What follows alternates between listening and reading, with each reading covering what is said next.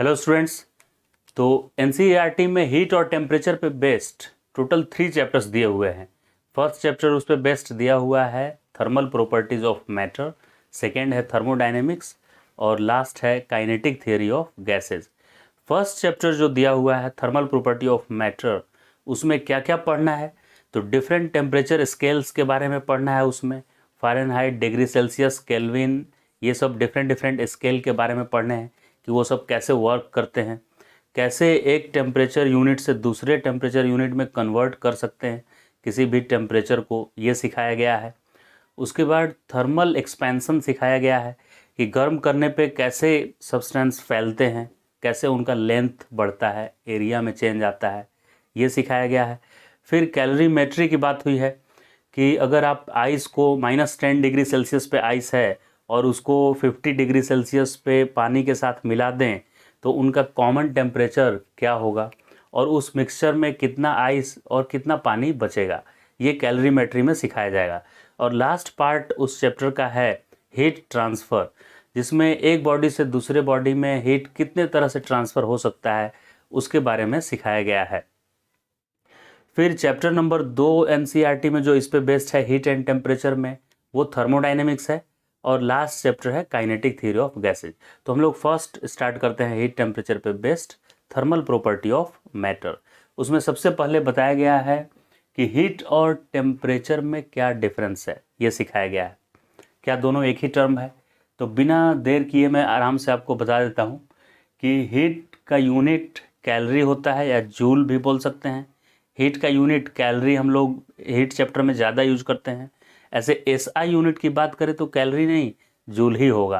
किसी भी एनर्जी का एसआई यूनिट जूल ही होता है, लेकिन प्रैक्टिकल यूनिट ज़्यादा जो हीट चैप्टर में यूज होता है वो कैलोरी है। और टेम्परेचर ये कोई एनर्जी नहीं है, एनर्जी होता तो इसको भी जूल में मेजर किया जाता, जबकि इसका तो अलग से यूनिट बनाया गया है। केल्विन, डिग्री सेल्सियस, फ़ारेनहाइट अलग यूनिट है, यानी कि ये दोनों सेम तो नहीं है। तो क्या डिफरेंस है दोनों में? हीट क्या होता है कि जैसे ये हॉट बॉडी है और ये कोल्ड बॉडी है, राइट। जो हॉट बॉडी होता है ना, उसका मॉलिक्यूल में ज़्यादा वाइब्रेशन होता है, ज़्यादा काइनेटिक एनर्जी से ये मूव कर रहा होता है, मॉलिक्यूल वाइब्रेट करता है इसके अंदर। और जो ठंडा बॉडी होता है उसमें धीरे धीरे स्लो मूव करता है, उसके पार्टिकल स्लो मूव करते हैं, मॉलिक्यूल्स। अब इन दोनों को, अच्छा, इसके मॉलिक्यूल तेज़ी से वाइब्रेट कर रहे हैं, बहुत ज़्यादा स्पीड से, इसलिए इनके मॉलिक्यूल के पास काइनेटिक एनर्जी ज़्यादा है। इनके मॉलिक्यूल्स, ये कोल्ड है इसलिए स्लो मूव कर रहे हैं, स्लो वाइब्रेट कर रहे हैं, तो इनके पास काइनेटिक एनर्जी कम है। लेकिन जितना भी काइनेटिक एनर्जी है उसको इंटरनल एनर्जी बोला जा रहा है, और इसके मॉलिक्यूल्स के पास जो भी काइनेटिक एनर्जी है वो इसका इंटरनल एनर्जी है। तो ऑब्वियसली जो ज़्यादा टेम्परेचर पे है उसके मॉलिक्यूल्स की काइनेटिक एनर्जी ज़्यादा है, राइट। क्लियर है इतना? तो अभी इन दोनों को कांटेक्ट में मैं जब लाया तो इसका मॉलिक्यूल ज़्यादा तेज़ी से उस मार रहा था टक्कर, और ये इसका बेचारा धीरे धीरे मूव कर रहा था। तो इसके मॉलिक्यूल के पास 10 जूल मान लेते हैं, एग्जाम्पल लेकर कि 10 जूल एनर्जी था, तो और इसके पास 2 जूल था, ठंडा था इसलिए। तो ये ज़्यादा इसको टक्कर मारा, इसको टक्कर मारते मारते, और ये 10 जूल में से अपना उसको 2 जूल और दे दिया, तो इसके पास 2 और 2 कितना हो गया, 4। तो ये जो 2 जूल उसमें गया इससे इसमें, उसको हीट बोलते हैं। तो जो एक बॉडी का इंटरनल एनर्जी यानी मॉलिक्यूल की काइनेटिक एनर्जी, हीट दूसरे बॉडी में उसको जब ट्रांसफ़र हो रहा होता है तो हीट बोला जाता है। जब तक इसमें था तो वो 10 जूल हीट नहीं था, वो इसका इंटरनल एनर्जी या काइनेटिक एनर्जी था। काइनेटिक एनर्जी को ही क्या बोलते हैं, इंटरनल एनर्जी, क्योंकि पोटेंशियल बहुत कम होता है, ज़्यादा काइनेटिक एनर्जी होता है। तो काइनेटिक पोटेंशियल दोनों के सम को बोलते हैं, लेकिन मेजोरिटी उसमें काइनेटिक है, इसलिए काइनेटिक को ही इंटरनल एनर्जी बोल दिया जाता है। गैसेज के लिए तो पूरा काइनेटिक एनर्जी ही इंटरनल है, लेकिन सॉलिड अगर है तो पोटेंशियल प्लस काइनेटिक मिला के इंटरनल है। तो इसका जो मॉलिक्यूल का काइनेटिक एनर्जी था 10 जूल, वो हीट नहीं था, इसने इसको टक्कर मारा ऐसे, तो 10 में से 2 जूल इसने दे दिया, इसके पास 8 ही जूल बचा इसके पास। तो जो 2 इससे उस पर ट्रांसफ़र हुआ वो एनर्जी हीट एनर्जी है।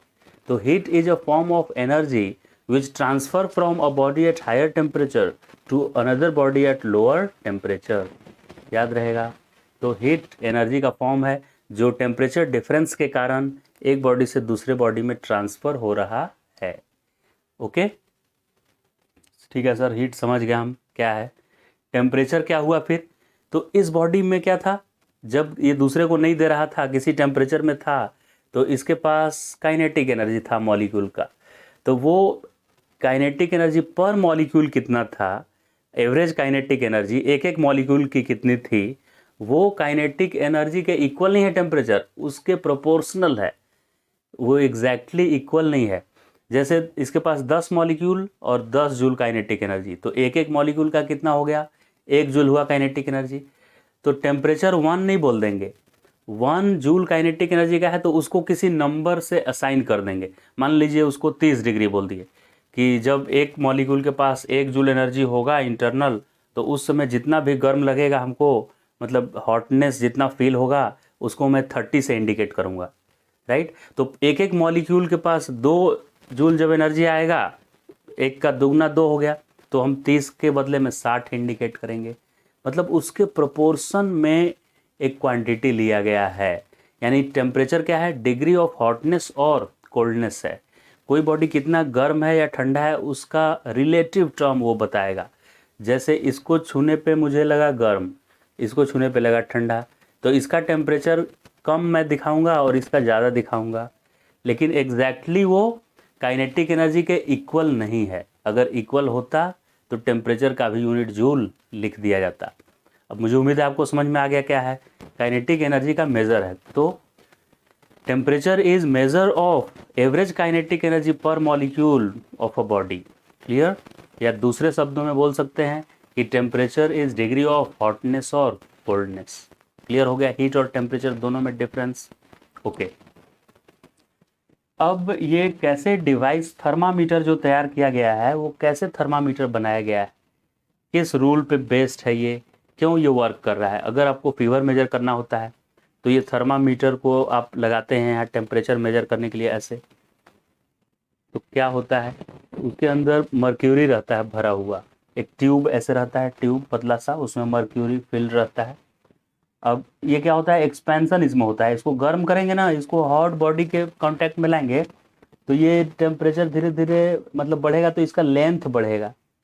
मर्क्यूरी इसमें भरा हुआ रहता है, और जब 0 डिग्री पे रहता है वो मर्क्यूरी, मतलब मेल्टिंग आइस में कांटेक्ट में, तो कितना लेंथ है वो लेंथ मेजर करके नोट कर लिया जाता है। जब बॉइलिंग वाटर में रहता है तब ये फैल के कितना लंबा हो जाता है, इसमें कितने लेंथ तक फैल जाता है एक्सपैंड होके, उस पर भी मार्किंग कर लिया जाता है, राइट। और उस पर इक्वल स्पेस देकर स्केलिंग कर लिया जाता है, राइट। 100 पार्ट में डिवाइड कर लिया जाता है। तो 0 डिग्री पे इतना लेंथ था, और 100 डिग्री पे मान लीजिए 100 लेंथ था, 100 मिलीमीटर, और 0 डिग्री पे था 2 मिलीमीटर, तो उसको इक्वल पार्ट में डिवाइड कर लिया गया। तो किसी का टेम्परेचर, बॉडी का टेम्परेचर या किसी भी चीज़ का टेम्परेचर 60 डिग्री होगा, तो वो 60 के अकॉर्डिंग कुछ लेंथ बनाया होगा, तो वो इंडिकेटर देख के और हम लोग बता देंगे कि उसके पास 60 मार्किंग किया हुआ रहेगा। समझ गए। अच्छा, किसी का 100 डिग्री होगा तो ये पूरा जहाँ पे 100 लिखा होगा ना, वहाँ तक एक्सपेंड होके आ जाएगा, ये फैल के एक्सपेंशन होगा उसमें और 100 तक आ जाएगा। और बर्फ़ में डुबाएंगे तो एक्सपेंशन होके वो मिनिमम जितना लेंथ था, मिनिमम लेंथ पे आ जाएगा वो, राइट, मर्क्यूरी कॉलम। तो इस तरह से मर्क्यूरी के हाइट में वेरिएशन, मर्क्यूरी कॉलम के हाइट में वेरिएशन के साथ आप टेम्परेचर को रिलेट कर सकते हैं। ये सिर्फ मर्क्यूरी कॉलम के लेंथ या हाइट पे ही बेस्ड नहीं होता है, रेजिस्टेंस पे भी बेस्ड होता है। कंडक्टर का रेजिस्टेंस टेम्परेचर पे डिपेंड करता है। अगर कंडक्टर का टेम्परेचर बढ़ाते हैं तो उसका रेजिस्टेंस बढ़ जाता है। तो 0 डिग्री पे यानी मेल्टिंग आइस के कांटेक्ट में एक कंडक्टर को रखा जाएगा और उसका टेम्परेचर मेजर किया जाएगा कितना है, और वो नोट कर लिया जाएगा। फिर 100 डिग्री पे बॉइलिंग वाटर के कांटेक्ट में रखा जाएगा और उसका टेम्परेचर जितना भी रेजिस्टेंस होगा वो उस टेम्परेचर पे नोट कर लिया जाएगा, और उसको इक्वल डिवीजन में डिवाइड कर दिया जाएगा कि 0 डिग्री पे रेजिस्टेंस इतना था, 100 डिग्री पे रेजिस्टेंस इतना है, तो उसको मार्केट में बेच देगा। अब किसी को मेजर करना है और उसका 50 डिग्री होगा तो उसके कॉरेस्पॉन्डिंग रेजिस्टेंस दिखाएगा वो। तो इस तरह से बहुत डिफरेंट टाइप के स्केल बनाने पॉसिबल है। कैसे ये फॉर्मूला, अब न्यूमेरिकल सॉल्व करने के लिए क्या करना पड़ता है उसमें आइए देखते हैं कैसे फॉर्मूला बनाया जाता है। तो हम यहाँ पे कुछ डेटा ले लेते हैं, इधर वाई एक्सिस मैंने लिया है और इधर एक्स एक्सिस। एक्स एक्सिस में टेम्परेचर रखा हूँ मैं और वाई एक्सिस में मर्क्यूरी का लेंथ, जो ट्यूब में मर्क्यूरी भरा हुआ है उसका कितने टेम्परेचर पे कितना फैल के ये कितना लेंथ एक्वायर कर रहा है, वो लेंथ मैंने वाई एक्सिस पे रखा हुआ है। तो जब मैं इसको मेल्टिंग आइस में रखा 0 डिग्री पे, 0 डिग्री पे मतलब टेम्परेचर इधर है तो x का वैल्यू 0 में यहाँ पे आ गया। y एक्सिस पे कहीं भी चले जाएंगे ना, y एक्सिस पे तो x यहाँ पे दोनों 0 होता है। अब इधर कहीं भी आप चले जाइए तो x कोऑर्डिनेट 0 होगा, y एक्सिस पे क्या 0 होता है, x कोऑर्डिनेट। यहाँ का x कोऑर्डिनेट 0, यहाँ का x कोऑर्डिनेट 0, राइट। और इधर आएंगे तो y कोऑर्डिनेट 0 होगा, यहाँ का सब जगह का y कोऑर्डिनेट 0। तो एक पॉइंट मुझे लेना है कि जिस समय 0 डिग्री सेल्सियस टेम्परेचर है उस समय कितना लेंथ है इस मर्क्यूरी कॉलम का। तो जो भी लेंथ है उसको L0 मैंने लिख दिया, 0 डिग्री पे जो लेंथ था उसको L0 लिख दिया। अब 100 डिग्री पे जो लेंथ था, 100 डिग्री पे टेम्परेचर देखिए 100 हो गया और उसके सामने लेंथ L100 मैं लिख दिया। इसका जितना भी बढ़ के लेंथ हुआ उसको मैं उस लेंथ को L100 लिख दिया, सब्सक्रिप्ट में 100। कितने टेम्परेचर पे, 100 डिग्री पे। और इन दोनों पॉइंट को ऐसे ज्वाइन कर दिया स्ट्रेट लाइन से, राइट।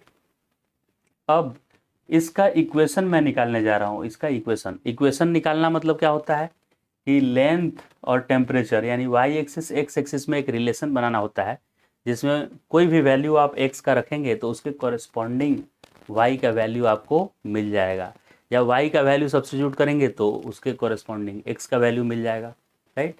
तो इक्वेशन कैसे बनाया जाता है, 2 पॉइंट फॉर्म बोलते हैं। 2 पॉइंट पता है मुझे, कौन कौन सा 2 पॉइंट पता है सर? एक पॉइंट पता है ये जिसका x कोऑर्डिनेट यानी टेम्परेचर 0 तो लेंथ L0। दूसरा पॉइंट ये पता है इसका कोऑर्डिनेट है टेम्परेचर के जगह पर 100 है x एक्सिस और y एक्सिस के जगह पर L के सबस्क्रिप्ट में 100 है। तो 2 पॉइंट जब पता होता है ना तो इक्वेशन ऐसे लिखते हैं, y माइनस y1। इक्वेशन कैसे लिखा जाता है, ये तो इंक निकल रहा है इससे, okay. y minus y1 equal to M X minus x1। ये m मतलब स्लोप, m मतलब क्या हो गया, स्लोप। इधर देखिए मैं लिख दे रहा हूँ, ये इतना जो लिखा हुआ है ना इसको स्लोप लिखते हैं, m से इंडिकेट किया जाता है स्लोप को, याद रहेगा। स्लोप को किससे इंडिकेट करते हैं, m। तो y minus y1 equal to M X minus x1, ऐसा इक्वेशन होता है स्ट्रेट लाइन का, अगर 2 पॉइंट पता है। इसमें से किसी को भी 1 किसी को भी 2 लीजिए, मैं इसको 1 लिया हूँ और इसको 2।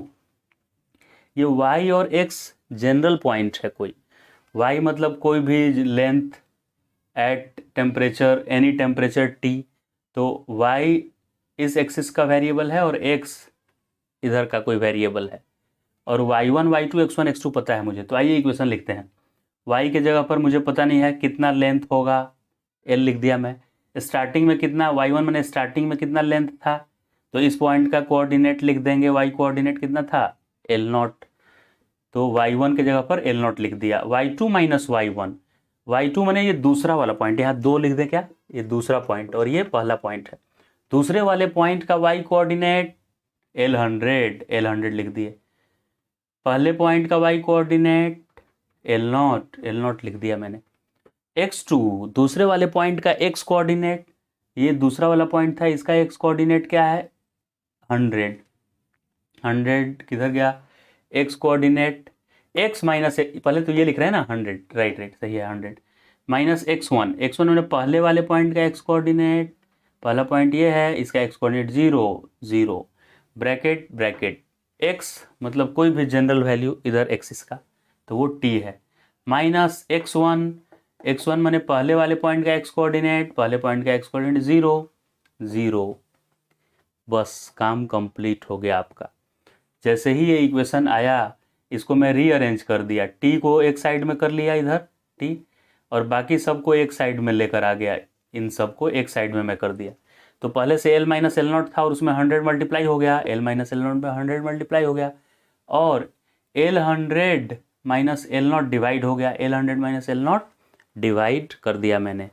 तो ये इक्वेशन तैयार हो गया। कैसे न्यूमेरिकल आते हैं सर इस पे, आपको दिया रहेगा कि 0 डिग्री पे मर्क्यूरी कॉलम का लेंथ कुछ 20 सेंटीमीटर है मान लीजिए दिया रहेगा, 100 डिग्री पे इतना लेंथ है, 0 डिग्री पे इतना लेंथ है, तो जिस समय लेंथ 50 सेंटीमीटर है या कुछ दिया हुआ है, उस वक्त का टेम्परेचर क्या होगा, ऐसा न्यूमेरिकल आएगा। अभी करेंगे भी हम इस तरह का न्यूमेरिकल। समझ गई है कैसे हो रहा है। दूसरा सेकेंड है कि ये तो डिग्री सेल्सियस वाला हो गया। अब दूसरा मैंने ये केल्विन वाला बनाया है कि जिस समय 273 केल्विन था यानी मेल्टिंग आइस, उस वक्त लेंथ मर्क्यूरी कॉलम का L273 था। ये एक सिंबल है जो बता रहा है कि 273 पे कितना लेंथ था मर्क्यूरी का। तो पॉइंट नंबर 1 का कोऑर्डिनेट ये हो गया मेरे पास, और पॉइंट नंबर 2 का कोऑर्डिनेट ये हो गया, जिसमें 373 यानी बॉइलिंग वाटर पे जब रखा गया उस थर्मामीटर को, तो उसमें जो भी लिक्विड भरा हुआ था उसका लेंथ जो दिखाया उसका सिंबल मैंने ले लिया L373। जैसा उधर इक्वेशन लिखा था वैसा ही y minus Y one equal to y2 minus Y one by x2 minus x1 bracket में x माइनस x1। अगर 2 पॉइंट गिवन है तो ऐसे लिखते हैं इक्वेशन ऑफ स्ट्रेट लाइन। जो भी पॉइंट था पहला वाला पॉइंट का x कोऑर्डिनेट 273, तो जहाँ जहाँ मुझे x1 दिखेगा 273 लिख देंगे। x1 यहाँ है 273, x1 यहाँ है, ये देखिए 273 लिख दिए x1 की जगह पर। जहाँ जहाँ y1 दिखेगा वहाँ वहाँ क्या लिख देना है, L273, y1 L273, y1 L273। समझ गए। इस तरह से दूसरे वाले पॉइंट का भी सब पुट कर दिए, y2 जहाँ था और x2 ये सब्स्टिट्यूट कर दिए, तो इससे ये रिलेशन बन के आ गया। यहाँ भी अगर आपको टेम्परेचर कोई भी टेम्परेचर पूछेगा तो आप क्वेश्चन में गिवन होगा आपके क्वेश्चन में कि जब 273 यानी मेल्टिंग आइस था उस वक्त कितना लेंथ था, बॉइलिंग वाटर का कितना लेंथ था, और जिस समय का टेम्परेचर पूछेगा उस वक्त का कितना लेंथ है वो दिया हुआ रहेगा। सारा वैल्यू सब्स्टिट्यूट कर देंगे तो आंसर आ जाएगा। अब आइए इस पे बेस्ड कुछ न्यूमेरिकल करते हैं हम लोग, जो अभी कॉन्सेप्ट सीखे उस पे। क्वेश्चन कुछ इस तरह से है कि क्या क्वेश्चन आइए देखते हैं।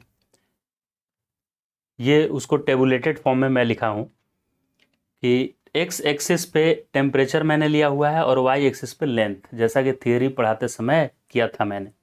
एक्स एक्सिस पे क्या लिए हैं बता दीजिए जल्दी से। एक्स एक्सिस पे क्या लिए हैं, एक्स एक्सिस पे मैंने यहाँ पे लिया हुआ है टेम्परेचर, तो टेम्परेचर एक्स लिखा है मैंने, और वाई एक्सिस पे लेंथ लिखा है कि कितने टेम्परेचर पे कितना लेंथ है मर्क्यूरी कॉलम का। तो वाई एक्सिस पे मैंने लेंथ लिया हुआ है, तो लेंथ वाई एक्सिस पे लिया है। क्या क्या गिवन है कि जिस समय टेम्परेचर 0 है उस समय मर्क्यूरी में जो भरा हुआ है मर्क्यूरी उसका लेंथ 73 सेंटीमीटर, और जब 100 डिग्री टेम्परेचर है 100 डिग्री सेल्सियस तो लेंथ 100.3 हो जा रहा है, लेंथ इतना सेंटीमीटर हो जा रहा है।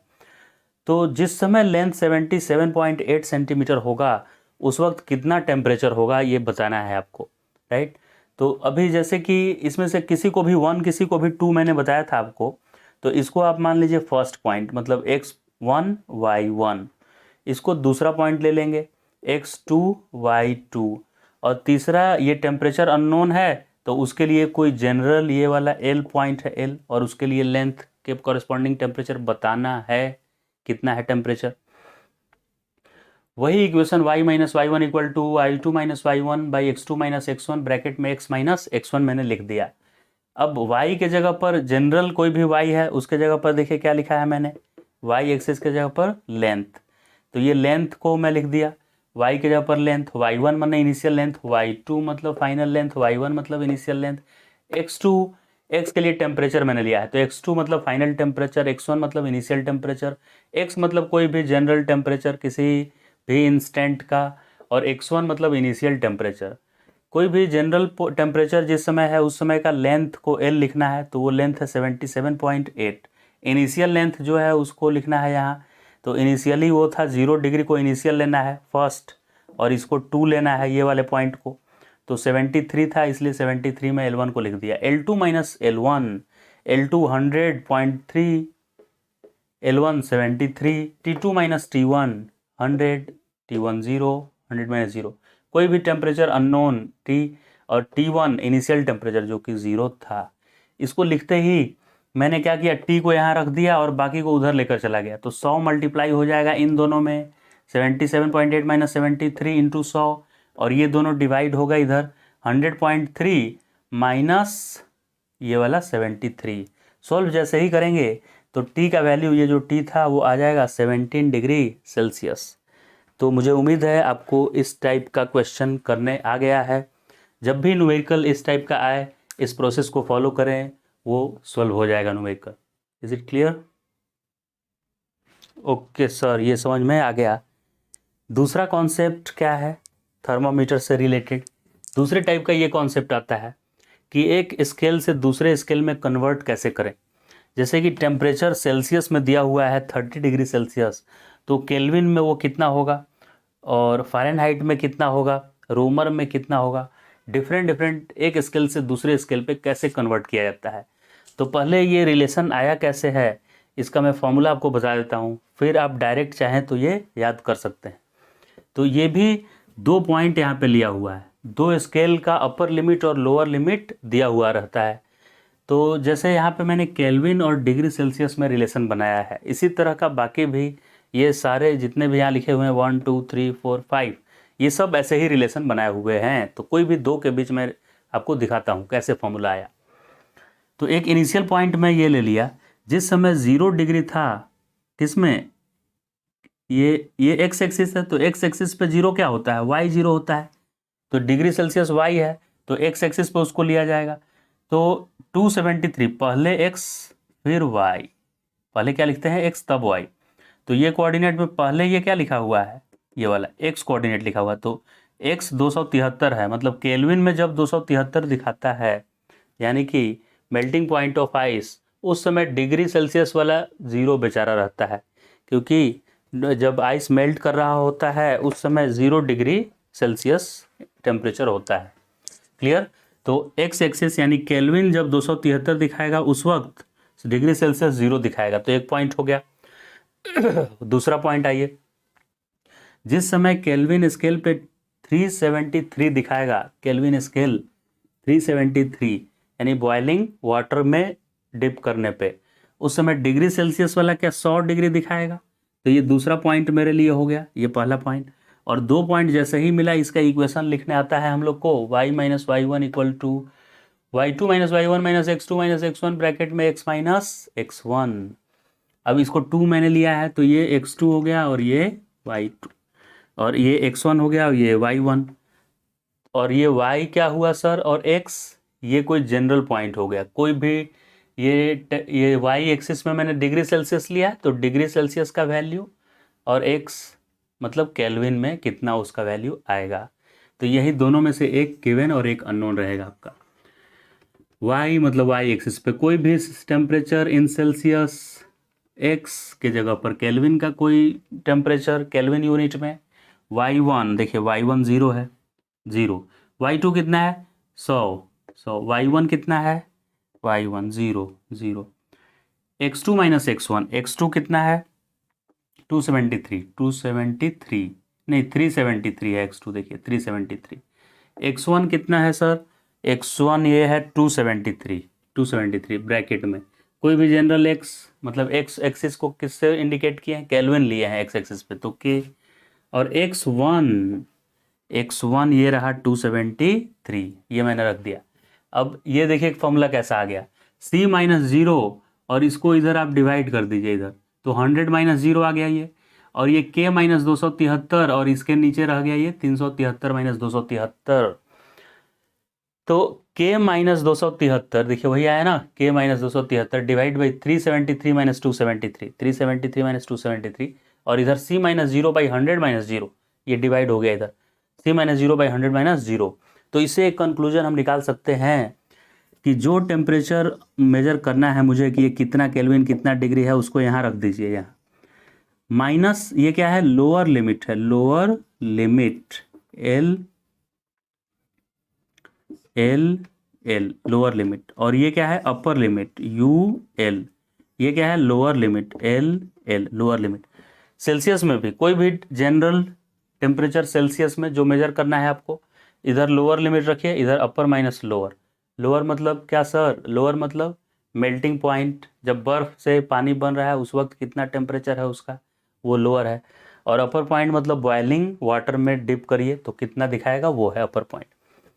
फ़ारेनहाइट स्केल में इसके साथ वही रिलेशन हो गया, कोई भी general temperature on Fahrenheit scale -32 divide by upper limit इसका होता है, यानी बॉइलिंग पॉइंट पे डुबाने पे ये इंडिकेट करता है 212 और लोअर लिमिट 32। ये तीन बहुत ही ज़्यादा फेमस हैं, इस पे बेस्ड बहुत सारे क्वेश्चन आएंगे। लेकिन इसके अलावा दो और भी कहीं कहीं मिल जाएगा आपको, एक रोमर स्केल और एक रैंकलिन स्केल। तो रोमर में lower limit 7.5, upper limit 60, lower limit 7.5। रैंकलिन में लोअर लिमिट, रैंकलिन तो जनरल कोई भी वैल्यू टेम्परेचर का, लोअर लिमिट 492, अपर 672 और लोअर 492। तो ये रिलेशन आपको याद रखने हैं। क्लियर? इस पे बेस्ड अभी मैं क्वेश्चन भी करने वाला हूँ, लेकिन उसके पहले एक और कॉन्सेप्ट सीख लेते हैं साथ ही साथ हम लोग, कि पहले न्यूमेरिकल कर लें, इस पे पहले न्यूमेरिकल ही कर लेते हैं, उसके बाद वो कॉन्सेप्ट सीखेंगे।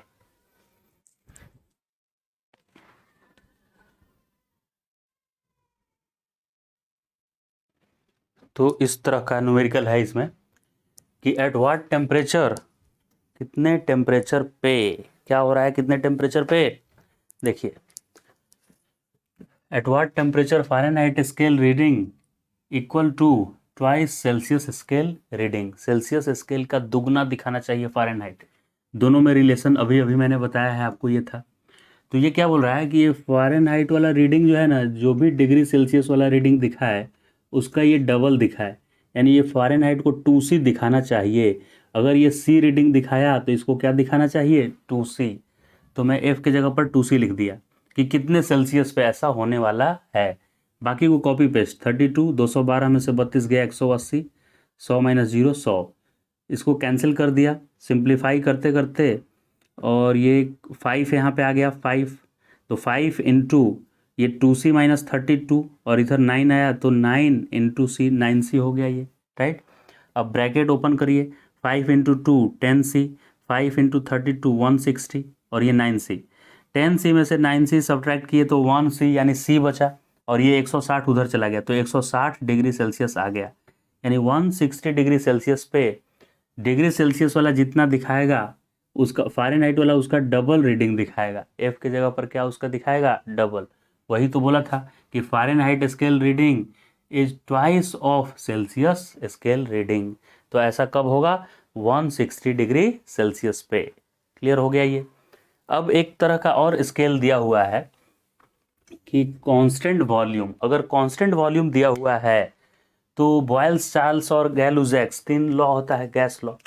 जब भी टेम्परेचर कांस्टेंट होता है तो टेम्परेचर कांस्टेंट कर देने पे प्रेशर वॉल्यूम में रिलेशन आता है, उसको बॉयल्स लॉ बोलते हैं। टी और पी कांस्टेंट होता है तो चार्ल्स लॉ बोलते हैं, और वी कांस्टेंट होता है गैलुजैक्स लॉ बोलते हैं।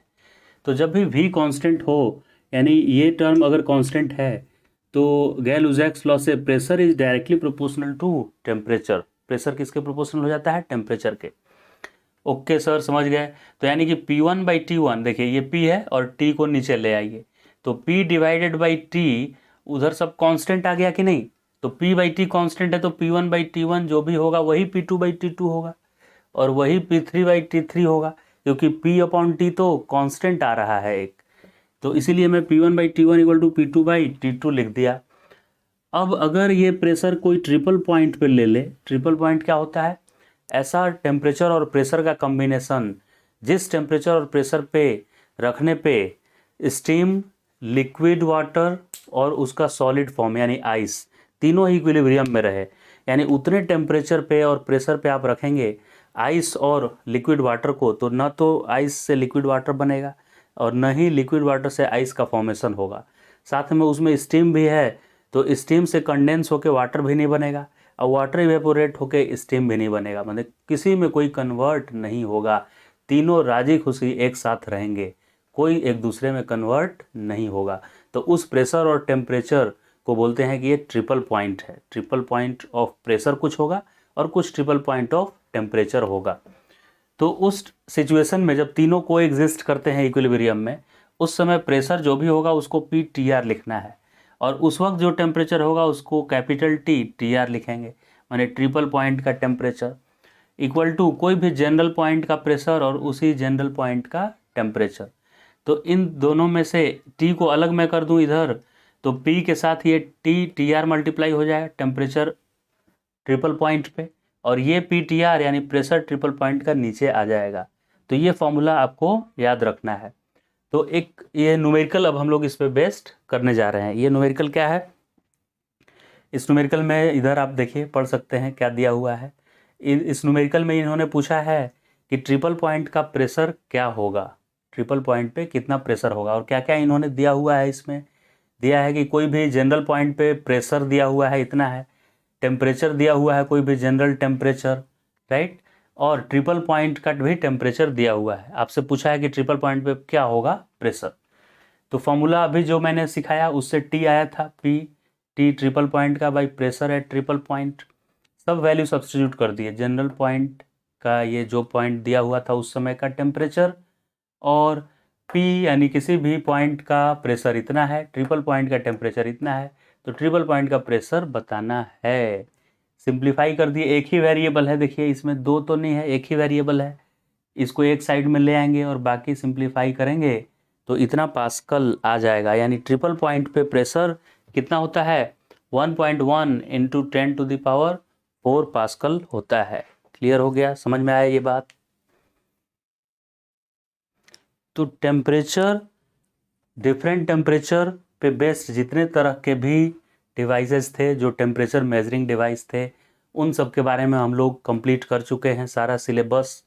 आगे मैं कैलोरीमेट्री अगले लेक्चर में स्टार्ट करूंगा। इस लेक्चर के लिए इतना ही रखते हैं। Thank you so much for watching this video.